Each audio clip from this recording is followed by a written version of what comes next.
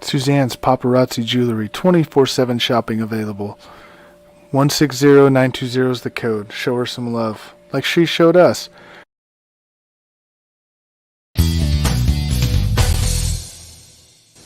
K&A Custom Crafts on Facebook. Hey, what's going on, everybody? Welcome to the Coast Entertainment Network.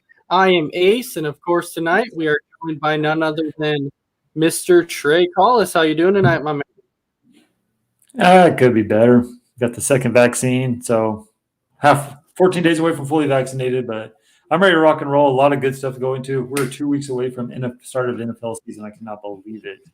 So I'm ready to talk some NFL with you, and can't wait to get into it. Oh yeah, because I'll tell you, we are that close. Like, we are really that close to getting this started, and I am super excited for it. So with that being said, anyways, we can go ahead and we can jump right into it. So of course, our first topic that we have, we saw the other day that a trade happened, and it was Sony Michel that got traded from the New England Patriots. He got traded to the LA Rams. We know that Cam Akers for the Los Angeles Rams at the beginning of the season, he tore his ACL. He's going to be out for the season. Now, with them getting Sony Michel from New England, and throughout the course of Sony Michel's career, he's averaged 4.7 yards a carry, which has roughly been I think around maybe like fourth in the league. He hasn't played in a ton of games, but he's been consistent when he runs the ball. So with this, do you think that this makes the Rams legitimate Super Bowl contenders? I mean, it helps them because they lost Akers, right? It helped. They lost a big running attack, but then you get Sony Michel. But Sony Michel for the New England Patriots, wherever Bill Belichick, if you can't stay healthy, whatever the case may be, he didn't have that much carries. I just think that it helps them out. I think with Sean McVay, the head coach, and the offensive genius mind that he is, I think it's going to help. I think it's going to help Matt Stafford out a lot. I think it's going to help their passing game. I think you can't load the box anymore. Not load the box. You can't double team your wide receivers. You can't load the box. It helps them out, but I still don't think they're quite there yet. That defense is going to be phenomenal. I think the addition to Sony Michel helps them. I think it maybe gets them from the divisional round, maybe to the NFC Championship. But to me, it's still a Tampa Bay or bust, baby. I think Tampa Bay is just too good. I think Tom Brady's on a mission. I think that whole team's on there signing all 22 players. If they can stay healthy, I think Tampa Bay's the one to go to. But the acquisition of Michel, it helped them out a little bit. It helped them out a lot. Maybe it propels them to win the division. Now, I actually had Seattle winning that division. But right now, I think now with Sony Michel, if he can stay healthy, you get Robert Woods is going to have I think he's going to have a breakout year this year. Cooper Kupp's coming back from the second year from his ACL tear. So I think he's going to be prime and ready to go. I think Matt Stafford's an upgrade over Jared Goff. I think Sean McVay is one of the best play callers in the league.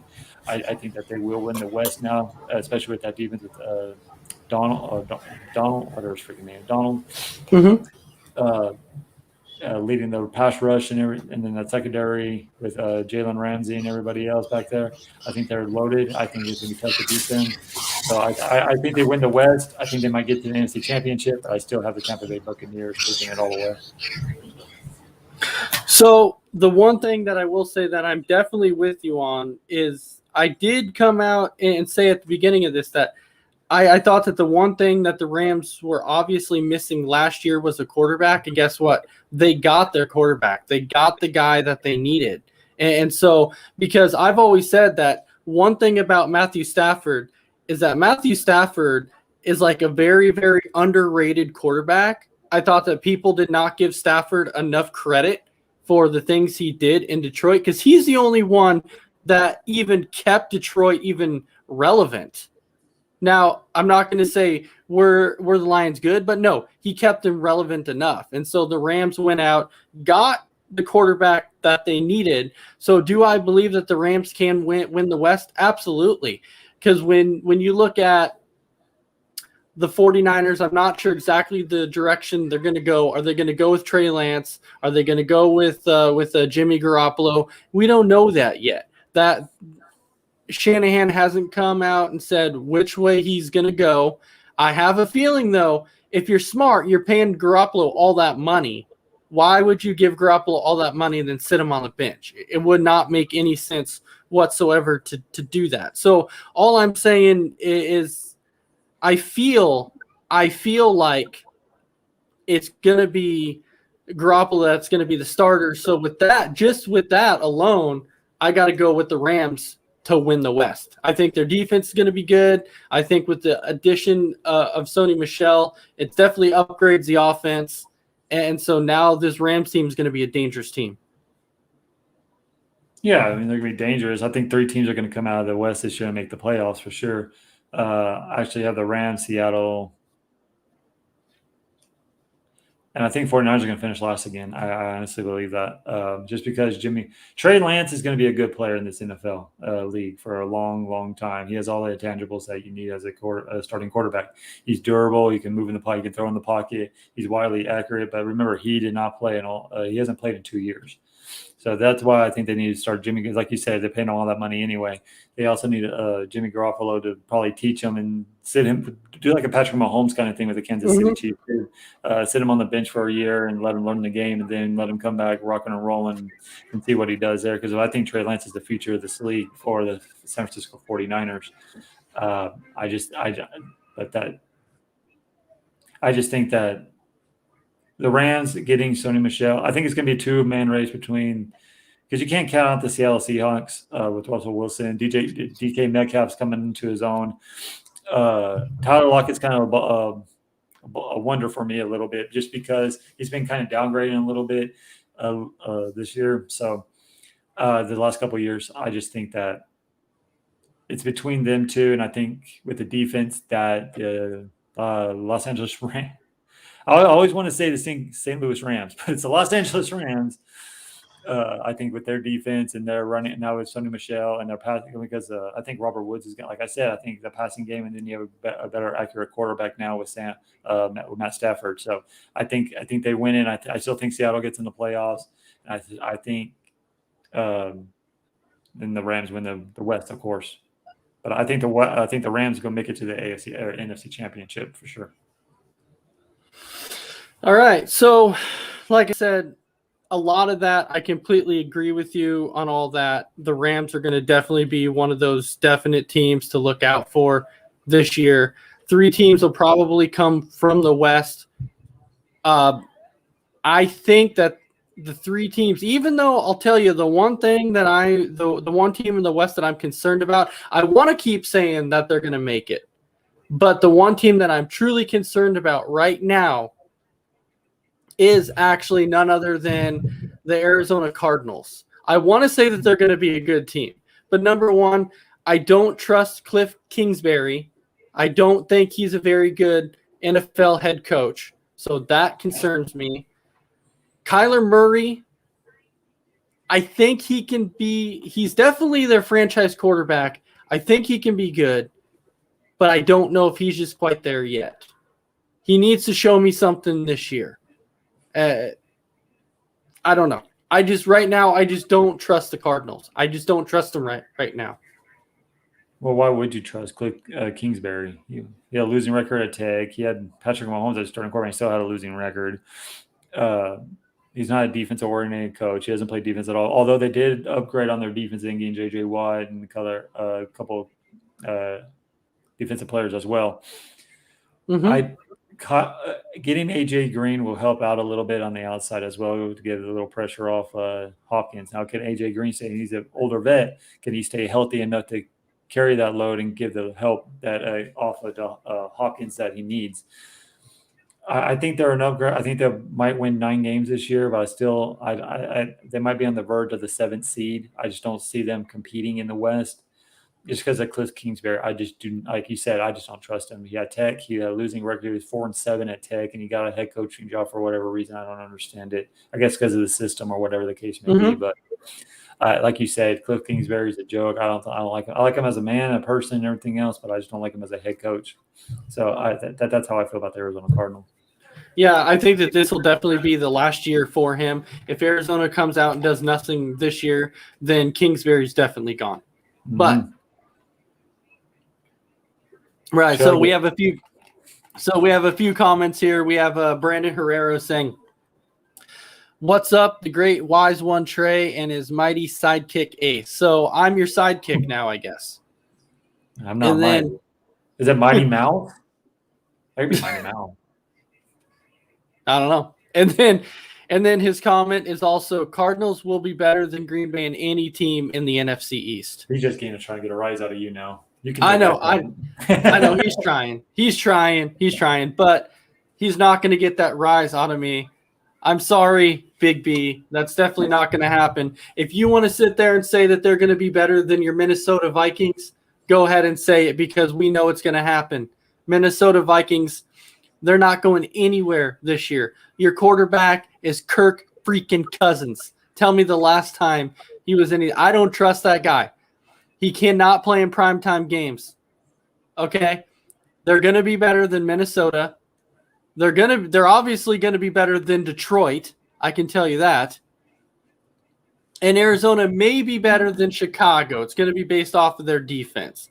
But better than Green Bay, not going to happen, bro. Not going to happen. All right. There you go. That was brought to you by Adam's Rant of the Day. Yep. Brought to you by my rant. So jumping into our next one. So, Trey, as you saw, the Denver Broncos, they were kind of in a quarterback competition. They were talking about, who's going to be starter. And people were talking about, is it going to be Drew Lock? Is it going to be Teddy Bridgewater? What ended up happening? They finally decided to go with Teddy Bridgewater. So my question to you, was this the right call? I think so. You saw what Drew Lock did last year. It was horrific. He's widely inaccurate. He's not going to be a good quarterback in this league. Drew Lock was the last big mistake that John Elway made for the Denver Broncos, as they say on the other sports stations. But but I just think Teddy Bridgewater, I think his third year off his ACL. I think he's gonna. He doesn't have to do too much with that Denver Broncos. You have Jerry Jeudy on the outside who can beat anyone over the top. You have Melvin Gordon at running back who can probably get you some tough yards, whatever the case may be. But you have a great defense behind you, and this team is one quarterback away from probably contending with the Kansas City Chiefs in the AFC West. I said that, yes. But Teddy Bridgewater is going to have to show something this year, or he's going to be a backup for the next couple of years, or probably out of the league, because how many more chances he's going to get? He's 28 years old, coming off major. He almost lost his leg 4 years ago. He was a good quarterback in Minnesota, not a great quarterback, but he was a good quarterback. And I just think it was a better move because he's a little bit more mobile, I guess you can say. He's probably more accurate than Drew Lock. Drew Lock just showed that he could not connect on the slant passes a lot or over the top passes either. I think Teddy Bridgewater brings a winning mentality. I think coming from the New Orleans Saints a couple of years ago, he went for Carolina last year, didn't really do too much. He really didn't have a team around him, to be honest with you, in Carolina. But coming to Denver with that defense that's stacked with Von Miller and company, I think that he doesn't have to do too much. He just doesn't have to turn the ball over, and I think that they'll win a couple games just with I think it's a Tim Tebow effect, where the defense is going to have to carry this team a little bit all along the way to try to get that 7th or 6th seed in the playoff picture. But I think it was definitely the right move by the Denver Broncos to start Teddy Bridgewater over Drew Lock. All right, so we do have a few other comments here, of course, from Brandon. Brandon saying Vikings 1-16 with Cousins. Vikings will be 17-0 with any other quarterback. So, Brandon, I will say, dude, Kirk Cousins gets a bad rap, and great. So he doesn't. He got that primetime game off his back last year. He finally won a primetime game. But he was like 3rd in completion ratio or something like that. He was. And he had 2 great wide receivers and Jefferson and Thielen, and then you have Delvin Cook in the back. He doesn't have to do a lot. All you got to do is throw the ball up, and Jefferson's going to make that catch.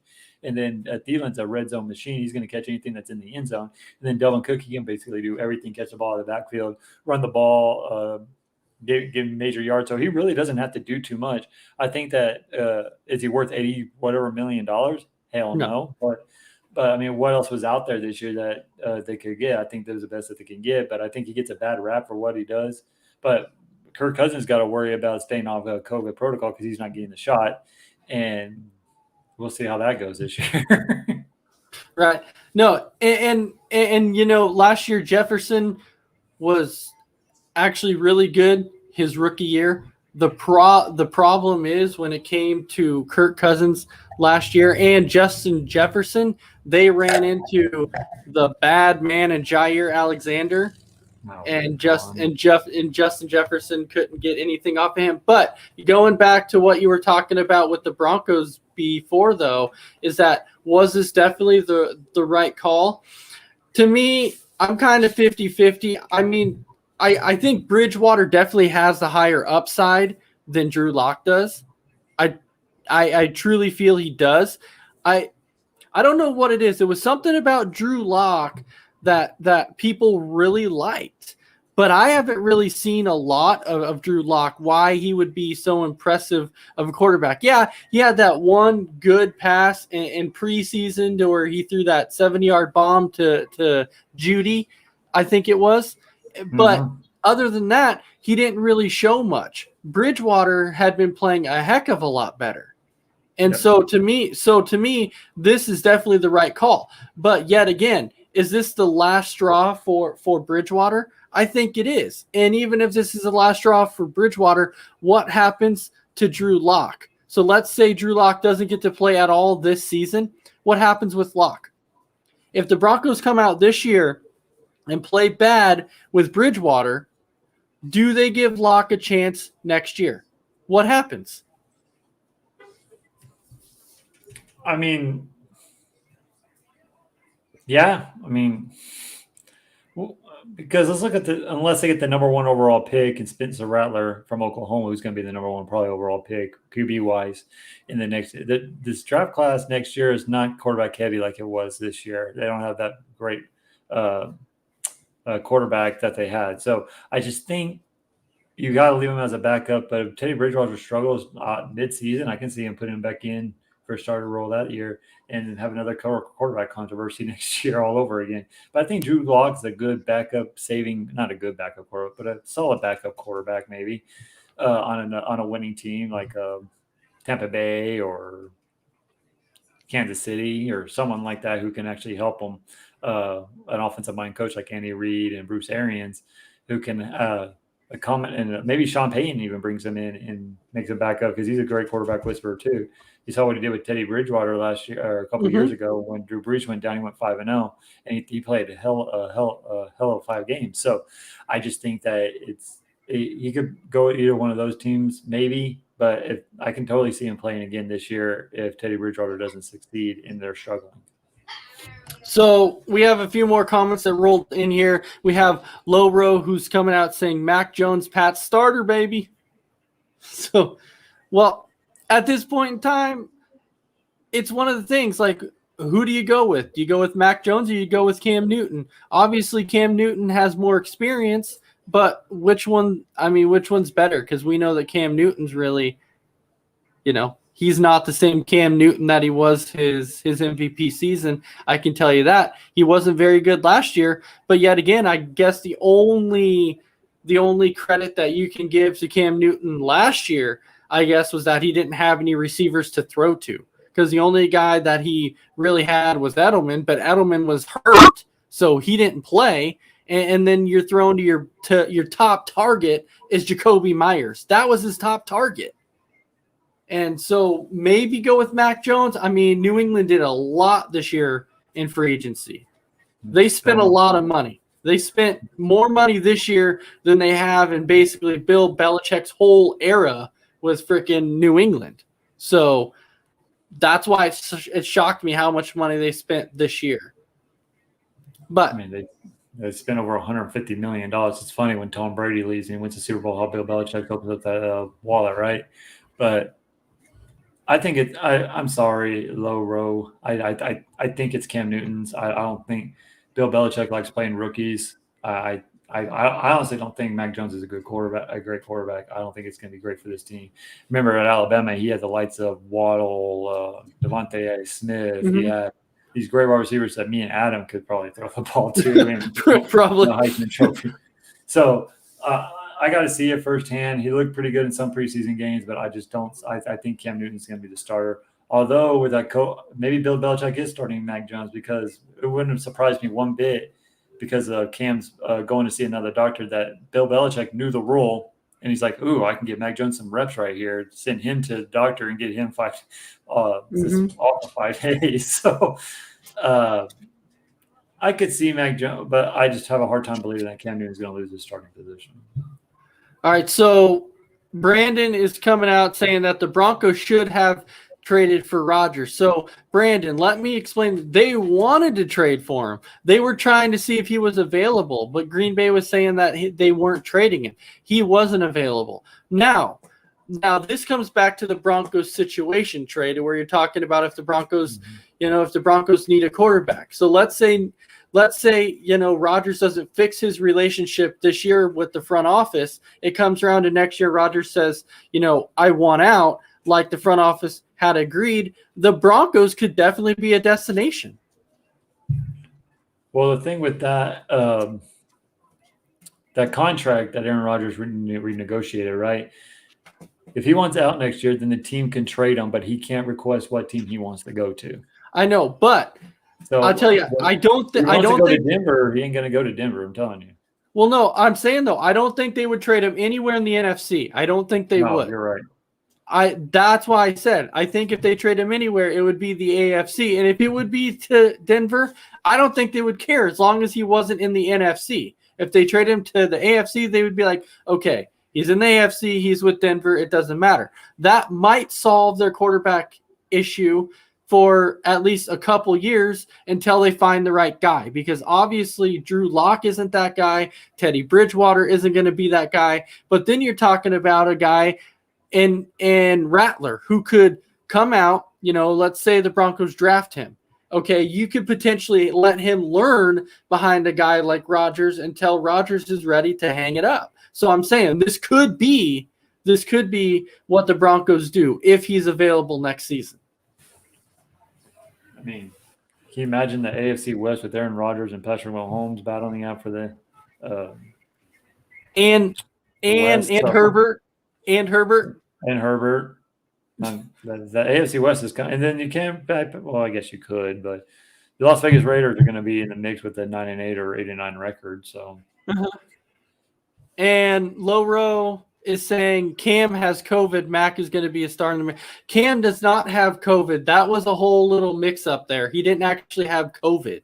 It was just a whole mix-up. The doctor outside their bubble. Yeah, it was just a mix-up with the testing and everything else. So, and that's why Belichick came out and said there was misinformation and misguidance around, exactly what happened with all the testing. And then we have Brandon who's saying, so it will be Favre 2.0, Rodgers to an AFC team for 1 year than the Vikings. No, I don't think so. No, because the Broncos are a lot better team than the Jets were. Yeah, so look at Manning. Manning went from the Colts to the Broncos, so but the Colts actually cut him. They didn't trade him. They actually cut him. So because he had that neck injury, and then he has to be traded because we knew they were going to get the Andrew Luck. They wanted Andrew Luck, the number 1 overall pick. So yeah. Oh yeah, definitely. So now we'll jump into. So William Hudson saying, I've got the opportunity to meet Antonio Brown next week. Not sure yet if I'll go. I would. I mean, I think it would be cool to meet him. I know a lot of his character stuff that we've heard about off the field has not been great. I completely understand that. And I know this year he's already got in a fight in practice. So it's going to definitely be one of those things also that is just going to be interesting because I know, Trey, you're talking about the Bucks. You're talking about, how good they're going to be. I get it. Okay. I get that they're loaded on offense again. My thing is Antonio Brown might go back to some of the things he was doing in the past again. And we've already seen it this year at practice. Yeah, but you still cut them. You still have Mike Evans. You have Godwin. You have Gronkowski. You have O.J. Howard. Mm-hmm. You have a three-headed monster running back. You have Tom Brady who can utilize all his weapons. It's not going to hurt them one bit. Because A.J. Brown really didn't commit. Antonio Brown didn't commit that big in the playoffs last year. So no, he didn't. All right, so Brandon is also saying he's also saying WWE should sign Brown and Gronk as a tag team. Okay, so we'll go into our next topic of the night, which is out of these three teams, and I just had to do it, Trey, because there was a lot of talking about these three teams being the worst three teams in the NFL. So you have the Lions, the Panthers, and the Texans. How would you rate them? Which teams have the higher upside? Out of 1, 2, 3, 3 being the best, second being the medium, and then 1 being the worst. How would you rate those three teams? Panthers 3, Lions 2, Texans 1. Texans are going to be the worst team in the league. Texans are going to be the worst team in the league because we don't know what's going to happen with Deshaun Watson. Is he going to play? Is he going to be traded? Their defense is atrocious. Their running game is atrocious. Their leading wide receiver is forgot his stinking name. Anyway, I just don't think that they have weapons, and they're tanking anyway to get the number 1 overall pick. They're tanking. If they even have a number 1 draft pick this year, if they have a first-round draft pick, I'm not 100% sure they trade Bill O'Brien, but basically traded all their draft picks away. Yeah. So I don't know if they have one this year or not, but Panthers at 3, just because I don't know what I'm going to get from. But they have Christian McCaffrey. Defense is going to be all right. Sam Darnold, if he can utilize his receivers and be more accurate this year, then yeah, they can win a couple more games. But I just think that's how. And the Lions, I just about a forfeit. But I think the Texans are going to be the worst team in the league. This is kind of where it gets interesting here, because when I look at these three teams, I actually read a few things. I read up on these three teams just to see what kind of people thought about them. There was actually a few people who said the Texans could surprise some teams and the Lions could surprise some teams. But I'm looking at this going, how? How can they surprise some teams? The Texans starting quarterback, I'm just going to throw it out there now. I think their starting quarterback this year is going to be Tyrod Taylor. I don't think it's going to be Deshaun Watson. I think it's going to be Taylor. Because I did read that there was an agreement between Watson and the Texans that said that he's not going to play in 2021 no matter what, whether he gets traded or not. It came out that they had an agreement that said he won't play. And so, which to me makes me think that it's going to be Tyrod Taylor. But who's he throwing the ball to? Brandon Cooks? That's who I was thinking of, Brandon Cooks. That's the only receiver. Brandon Cooks. That's it. Or QT. That's it. That's like the only guys he's really throwing the ball to at this point. And so Houston's not going to be very good. They have no defense whatsoever. So I don't know how they're going to stop anybody. I don't know how they're going to score. And then you look at this Lions team. Who's their quarterback? Jared Goff? I mean, come on. And you really trust Jared Goff with basically no weapons? Will does. Oh, yeah. When your best receiver on the Detroit Lions is Brashad Perriman, who's barely played at all in his whole career in the NFL, that concerns me. Like, that truly concerns me. They do have a tight end in TJ Hawkinson that is supposed to be one of the best in the NFL, but is he going to be utilized enough because you had Jared Goff throwing you the football? And then you have Jamal Williams in the backfield, which is going to be splitting carries with DeAndre Swift.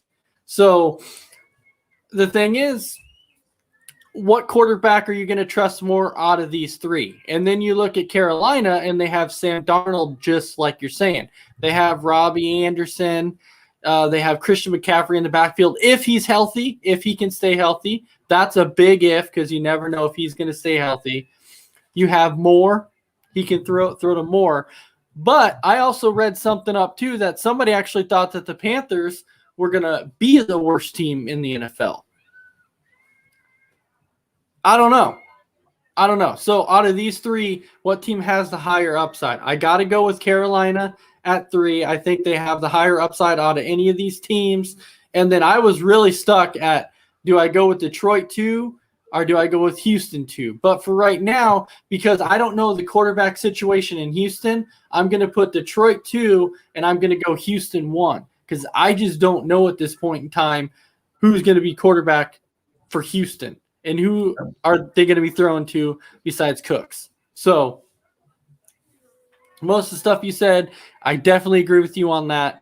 It's just a big concern to me when it comes to the quarterback position. And are you going to trust Darnold? Are you going to trust Goff? Or let's just say Taylor at this point in time? Those are your three options. Which one are you going to trust more? There you go, Trey. That's your question. Which one are you going to trust more? Tyrod Taylor could be that guy, but he just can't stay healthy, right? Like, he lost his job to Baker Mayfield. He lost his job in Buffalo to actually – yeah, but before that, they actually replaced him with Nathan Peterman. That's right. Yeah. So if he stays healthy, he's probably the better quarterback of all these. But I'm anxious to see what Donald does with the new system, again, out of the Jets organization, see what he does with Carolina and stuff. So I think it's a toss-up between them two. I don't trust Jared Goff to save my life. He's wildly inaccurate. Yeah, I know he went to the Super Bowl, but that was mostly Sean McVay calling plays in his headset for the last they snapped the ball before 15 seconds, and he was telling them what to do before he threw it and stuff. So – yeah, Tyrod Taylor, but he has nothing with him though. That's the thing.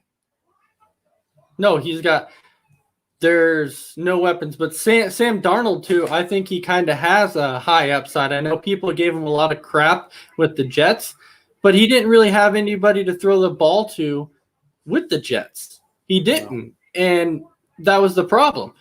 So I think people are really looking at this Jets team this year, thinking that this Jets team is going to be good. I don't know about Zach Wilson yet. I don't know. And Zach Wilson is a guy that he's so young. Can we trust him at this point? I don't know. So it's going to be interesting to see. You could almost put the Jets there as one of the worst teams too, or maybe even Jacksonville. Even though Jacksonville could come out and surprise a few teams, even though we know that Trevor Lawrence is going to be the starter, they came out and said that. I don't think that was going to be any question, to be perfectly honest. You're the number one overall pick. I mean, come on. Yeah, number one overall pick. I think they just want to see some competitive fire in him and stuff that Urban Meyer wanted to see. And Ben DiNucci, or not Ben DiNucci, whatever. Ben DiNucci! Yeah, I think Trevor Lawrence is best. He's going to learn how to scramble, though, I'll tell you that, with that offensive line. But losing Travis Etienne is going to hurt him, though. It will, but you still have James Robinson. So I do feel like this Jacksonville team is going to be improved. It's weird, though. Like, if you're Minshew, let me ask you this. If you're Minshew and you've come out and played decently, not spectacular, but decently, are you kind of frustrated that they didn't give you a chance? Not with this offensive line, no, because he'd be running for his life. He's probably happy to be a backup quarterback. Yeah, I'll collect my $8 million off the back of the bench. You go have fun, Trevor Lawrence.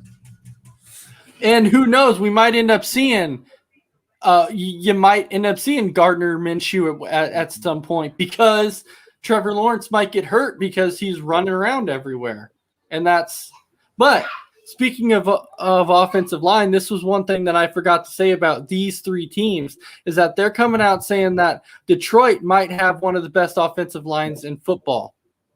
And so Jared Goff might be behind a pretty solid wall there on the offensive side, but can he make the appropriate decision? That's going to be the question.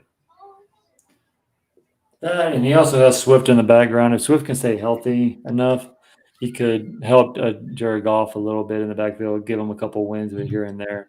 But they also have, I think, another wide receiver named Bateman as well. If he can't stay healthy, if he stays healthy, he'll be a great addition to this Lions team. But if you can't, then all of a sudden, then you're going back to the same old, and you're probably going to win 3 games. All right, so now we'll jump into our final topic, which I'll tell you, this one, Trey, I really had to put a lot of thought into. So I'm kind of curious where you're going to go with this one. And we go on the head coach side. So right now, if you could take any current head coach in the NFL, if you were starting a franchise, what head coach would you take?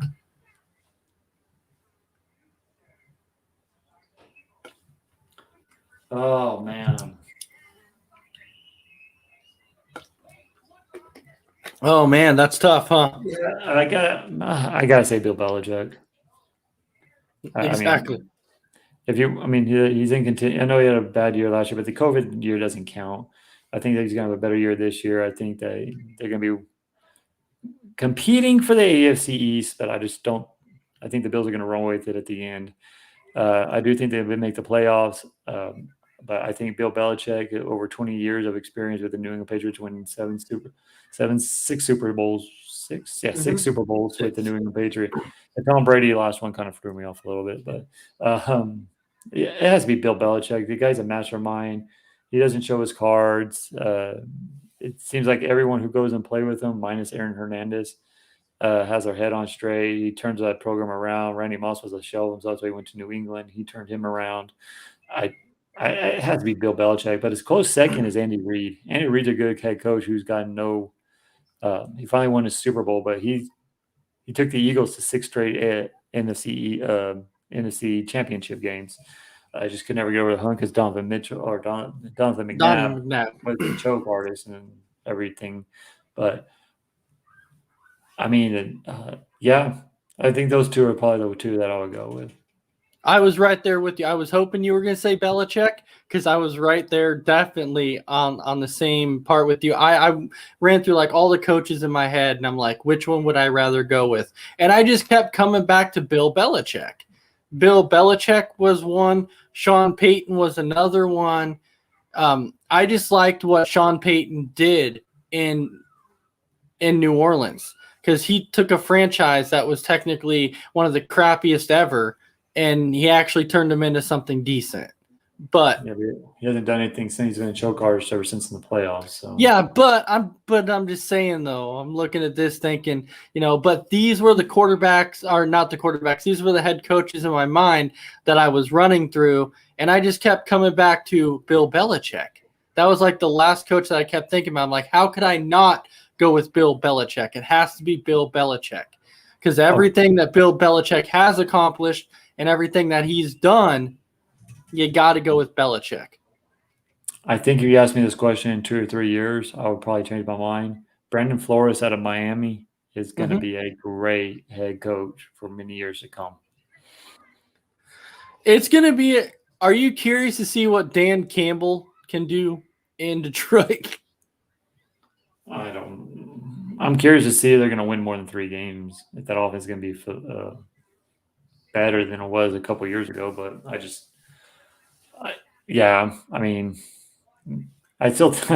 going to be the kneecaps. The kneecaps. Yeah. His press conference was just so interesting. That's why I was like, oh man, this guy's going to be something. But you're right. Bill Belichick, I think he's definitely the guy. And that's who we keep coming back to is Bill Belichick. Flores, I'll tell you, he's another guy that I completely agree with you on. I think we could actually come back to him. There's only a few coaches that I'm skeptical on, and it's because of who their quarterbacks are. Mm-hmm. Because Well, because you got to think for the longest time, everybody kept saying, "Oh, if McCarthy gets fired, he would have another job." And then he ended up getting fired from Green Bay, and now he has a coach in Dallas, but he hasn't done anything yet. I know it was his first year last year, and Dak was hurt. I completely understand that. But still, McCarthy had a Hall of Fame quarterback forever. So was it really him? Possibly not. And so I look at coaches and the quarterbacks that they have, and I go, can I trust that coach, or was it more of the quarterback? So that's kind of how I look at it too. And I know Belichick had Brady forever. I get that. But I just think that some of the schemes and stuff that he came up with, and especially on the defensive side of the ball, like that dude's a defensive genius. Mm-hmm. And he can take names that you're like, who's that guy? And he's like a shutdown corner, or he's like one of the best linebackers in football. So Belichick is that guy. Well, you saw with when we win the Super Bowl against the Los Angeles Rams, right? Oh, yeah. That offense was flying all over when you took him out and scored 3 points. So that he's a great defensive-minded head coach for sure. Absolutely. Well, that's our final one. We will cut it short today. I know, Trey, that you are kind of out of it today, so we'll go ahead and we will cut this short. So, yep. So that was our episode of Speak Out this week. You can actually catch on Saturday. We'll have another episode of Sports Minute for you. And then on Sunday morning, we have another episode of The Tailgate. And then Sunday night, we have another episode of Between the Ropes. So you can catch those shows. And Trey, I'll give you 30 to 45 seconds. Go ahead and wrap up whatever it is you want to say. This one has nothing to do with sports whatsoever. I just want to say we need to pray for the families of everyone in Afghanistan today. The 13 service members that lost their life fighting for our freedom, trying to get the Americans out of there and everything like that. I don't care what political side you're on. It's a horrific incident what ISIS did. We need to pray for that family. They're going through a hard time. I can't imagine what they're going through. I thank God for every military person that's serving our country. With the 20th anniversary of 9/11 coming up, it's hard to take right now, but my hearts are with those families who lost their loved ones today, the 13 Americans for sure. Yep, I am with you that on Trey. And I think out of if you're okay with this, I think out of respect, I think we should that we owe everybody that moment of silence. Good. Do you agree with that? Yeah, you're good. All right, so let's go ahead and give these guys a moment of silence, and then we'll go ahead and wrap up the show. So let's go ahead and begin.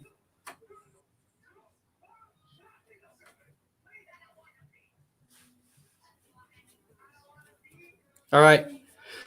Thank you. All right. Thanks, Trey, for hopping on tonight. Hope you feel better, and we will definitely catch you next week for another episode of Speak Out. We can't wait to talk some more NFL. So everybody have a good night. Peace.